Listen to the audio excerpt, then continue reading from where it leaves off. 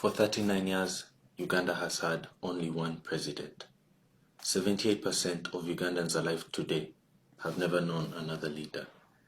Statistics show us that more than 60% of the working age in Uganda are unemployed. That's 15 million Ugandans. Corruption is rotting down our institutions, from government to healthcare, even to education. And over 20 million Ugandans are living in poverty. If you are watching this video and you have a job, you are very lucky. This is not by accident, it's by design. And the presidential election in 2026 is our moment to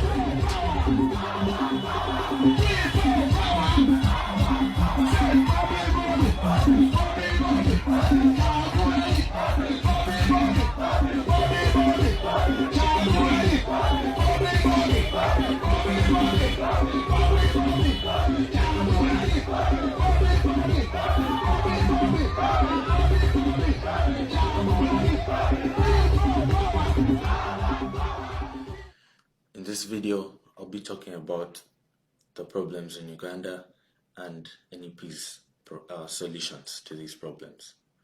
For unemployment, when Uganda's economy may appear to be growing on paper, but in reality, it leaves most of us behind. As I said, more than 60% of the working age in Uganda, which is roughly 15 million people, are unemployed, or depending on the case, underemployed, meaning that they either have no job at all or survive on unstable, low-paying work. In this crisis, we might not give it as much importance, but it's one of the most serious challenges facing Uganda today, where every year about 400,000 youth enter the job market to compete for only 90,000 available positions. This means the majority of young people, even those with degrees, remain jobless or underpaid. We've seen this in our country. Wealth is concentrated among a small group of elites, while most ordinary Ugandans struggle to afford food, rent, and school fees. Uganda's economy depends heavily on the informal sector, where most people earn less than 10,000 shillings in one day. With no contracts, no job security, and the main cause of this isn't that Ugandans are lazy, but that the system has failed to create opportunities. Corruption, poor planning, and lack of industrial growth have left millions of Ugandans struggling. The government has focused on loans and political survival instead of building industries, factories, and training centers that create lasting jobs. Small businesses which could create local jobs are ignored and overtaxed, while large companies owned by the powerful enjoy very, very unfair advantages. Many of the educated youth now see no hope in their own country, and they're forced to go abroad to work as maids, guards, or drivers just to survive in this world. In a country so rich in natural resources, it's unacceptable that young and skilled Ugandans are unemployed, while government officials waste billions of taxpayer income. Unemployment in Uganda is not only an economic issue, it's a national emergency that continues to rob an entire generation of its future. The solutions to this that the National Unity Platform came up with was that it wants to reduce unemployment by creating 10 million new jobs by 2032. Their plan focuses on helping young people learn real skills that lead to work, like in farming, building, tourism, technology, and small businesses.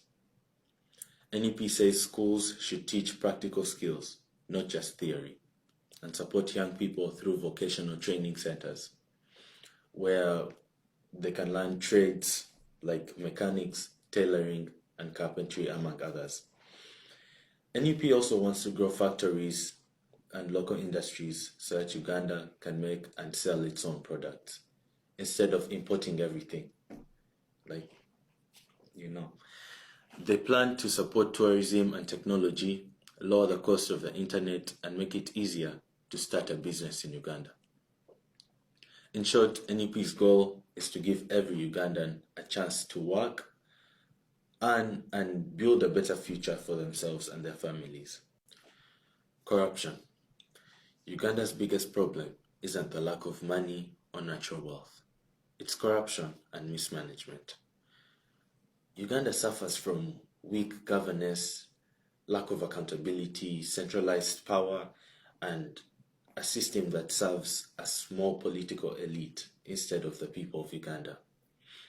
We're not a poor nation by resources. We are a rich country run very poorly.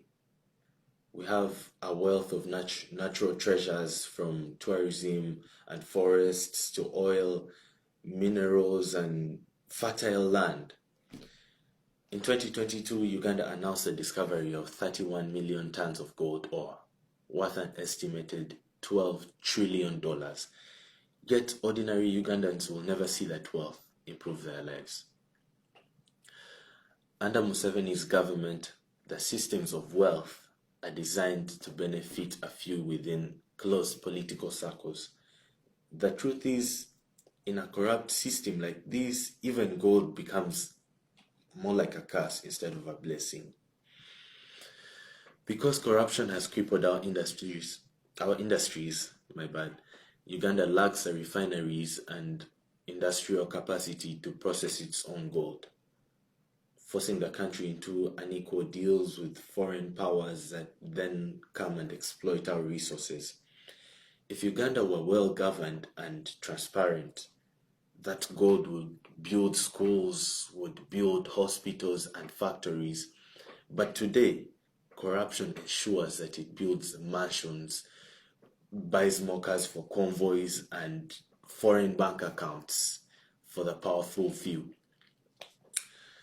Some of the solutions that the National Unity Platform came up with were that it wants to fight corruption by making the government open and honest and accountable to the people. The plan is to make sure all public money is tracked and every project is transparent and tracked so that no one can steal without being caught. NEP says no leader should be above the law, and anyone found stealing government money should be punished, no matter their position.